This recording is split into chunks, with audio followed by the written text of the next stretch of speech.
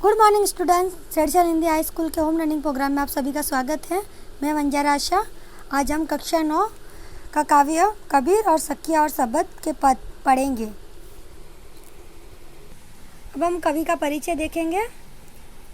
कबीर के जन्म और मृत्यु के बारे में अनेक किंवदंतियां प्रचलित हैं। कहा जाता है कि सन 1358 में काशी में उनका जन्म हुआ और सन 1518 के आसपास मगर में देहांत।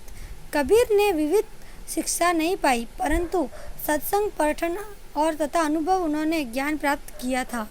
भक्तिकालीन और निर्गुण संत परंपरा के प्रमुख कवि कबीर की रचनाएं मुक्त कबीर ग्रंथावली में संग्रहित है, किंतु कबीर पंथ में उनकी रचनाओं का संग्रह बीजक ही प्रमाणिकता माना जाता है। कुछ रचनाएं गुरु ग्रंथ साहिब ने भी संकलित की हैं। कबीर अत्यंत उदार और निर्भय तथा सद्ग्रस्त संत थे। राम और रहीम की एकता में विश्वास रखने वाले कबीर ने ईश्वर के नाम पर चलने वाले हर तरह के पाखंड, भेदभाव और कर्मकांड का खंडन किया है। उन्होंने अपने काव्य में धार्मिक और सामाजिक भेदभाव से मुक्त मनुष्य की कल्पना की है। ईश्वर प्रेम में ज्ञान तथा वैराग्य, गुरु भक्ति, सत्संग और साधु की महिमा के साथ आत्मबोध और जगत बोध की अभिव्यक्ति के उनके काव्यों में हुई है। कबीर की भाषा की सहजता ही उनकी काव्यात्मक की शक्ति है। जन भाषा के निकट होने के कारण उनकी काव्य भाषा में दार्शनिक चिंतन को सरल ढंग से व्यक्त करने की ताकत है। यहाँ संकलित सखिया में प्रेम का महत्व, संत के लक्षण, ज्ञान की महिमा, आडंबरों का विरोध आदि भावों का उल्लेख हुआ है। पहले पद में आडंबरों के विरोध एवं अपने भीतर के ईश्वर की प्राप्ति का संकेत है। दूसरे शब्द में ज्ञान की आदि के रूप में सारे ज्ञान के महत्व का वर्णन है। कबीर कहते हैं कि ज्ञान की सहायता से मनुष्य अपनी दुर्बलताओं से मुक्त होता है। अब बच्चों काव्य का पठन करेंगे।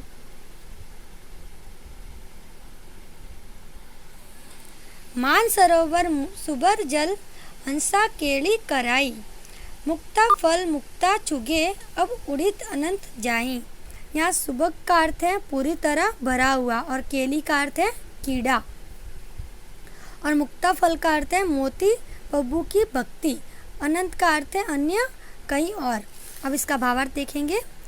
उपरोक्त पंक्ति कबीर की साखियाँ से उद्धित हैं। कवि इन पंक्तियों के माध्यम से यह कहना चाहते हैं कि जिस प्रकार हंस मानसरोवर के भरे हुए जल में कीड़ा करते हुए मोती चुगते हैं तथा उसे छोड़कर कहीं जाना पसंद नहीं करते, ठीक उसी प्रकार मनुष्य भी जीवन में मायाजाल अर्थात धोखे के जाल में ऐसा फंस गया है कि उसमें सत्य को पहचानने की शक्ति ही नहीं रही।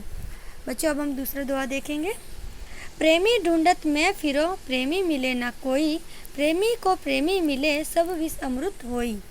यहाँ प्रेमी का अर्थ है प्रभु का भक्त और फिरो का अर्थ है ढूंढता हूँ। उसका भावार्थ देखेंगे। उपरोक्त पंक्ति कबीर की साखियों से उद्धित है।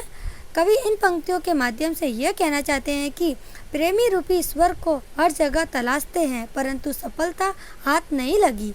कवि का मानना है कि जब प्रेमी रूपी ईश्वर हमें मिल जाएगा, तब कष्ट रूपी सारा विष सुख रूपी अमृत में बदल जाएगा।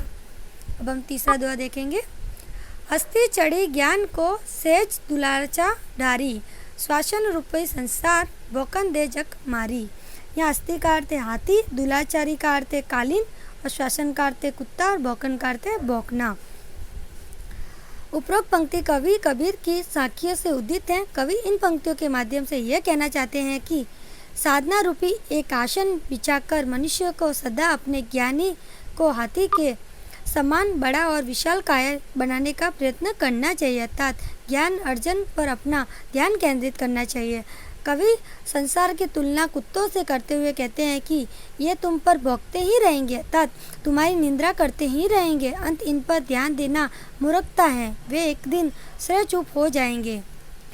अब हम बच्चों चौथा दोहा देखेंगे। पाका पाकी के कारणे सब जग रूहा बुलान, निरपक होई के हरि भजे सोई संत सुजान। यहाँ पाका पाकी का अर्थ है पक्ष और विपक्ष। कारण क्या अर्थ है कारण, निरपक्ष का अर्थ है निरपक्ष, भजे का अर्थ है भजन करना, और सुजान का अर्थ है चतुर ज्ञानी। इसका भावार्थ हम देखेंगे। उपरोक्त पंक्तियाँ कवि कबीर की साक्ष्य से उद्धृत हैं।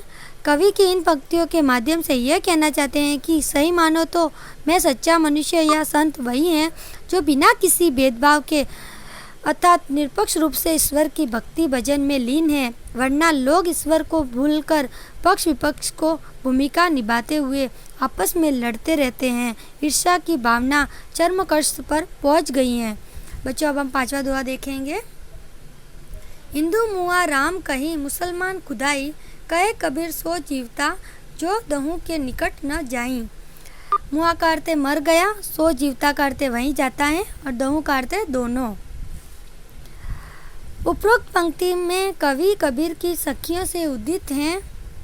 कवि इन पंक्तियों के माध्यम से यह कहना चाहते हैं कि हिंदू राम नाम का जाप करते हैं और मुसलमान खुदा का नाम लेते हैं, अर्थात दोनों का एक ही दूसरे से भेदभाव रखते हैं। जबकि कवि के अनुसार वास्तव में जीवित व्यक्ति वही हैं जो इन दोनों तरह के व्यक्तियों से खुद को पृथक रखें। अब बच्चों, 6वां दोहा देखेंगे।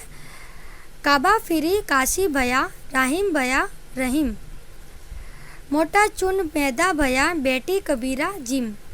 यहाँ काबा का अर्थ है मुसलमानों का तीर्थस्थल और काशी का अर्थ है हिंदू का तीर्थस्थल। मोटा चुन का अर्थ है मोटा आटा, मैदा का आटा। बैठिन का अर्थ है बैठकर और जिम का अर्थ है भोजन करना। उपरोक्त पंक्ति में कवि कबीर की साक्ष्य से उद्धृत है। कवि इन पंक्तियों के माध्यम से यह कहना चाहते हैं कि तुम चाहे काबा जाओ या काशी जाओ, तुम राम की उपासना करो या फिर रहीम की, ईश्वर तो एक ही है। जिस तरह मोटे आटे को महीने पीसने से मैदा बन जाता है पर दोनों एक ही वस्तु हैं, ठीक उसी प्रकार ईश्वर को चाहे कि जिस भी रूप में मानो वह तो एक ही है। बच्चों, अब हम 7वां दोहा देखेंगे। ऊंचे कुल का जन्मिया जे करनी ऊंची होई, सुरबन कलश सुरा भरा साधु निंद्रा सोई। यहाँ ऊंचा कुल का अर्थ है अच्छा खानदान, जमिया का अर्थ है पैदा होकर, करनी का अर्थ है कर्म और सुरबन का अर्थ है सोने का, कलश का अर्थ है कलश, सूरा का अर्थ है शराब, निंद्रा का अर्थ है बुराई और सोई का अर्थ है उसकी। उपरोक्त पंक्ति कवि कबीर की साक्ष्य से उद्धृत है। कवि इन पंक्तियों के माध्यम से यह कहना चाहते हैं कि सिर्फ ऊंचे कुल में जन्म लेने से कुछ नहीं होता। मनुष्य अपने कुल से नहीं बल्कि अपने कर्मों की वजह से जाना जाता है। यदि मनुष्य का कर्म बुरा है तो वह बुरा ही कहलाएगा। जिस प्रकार सोने के कलश में यदि शराब पड़ा हो तो वह निंद्रा के योगी हैं। बच्चों, यहाँ कबीर का साक्ष्य वाला दोहा पूरा हुआ। हम नेक्स्ट वीडियो में शब्द के पद पढ़ेंगे। थैंक यू बच्चों।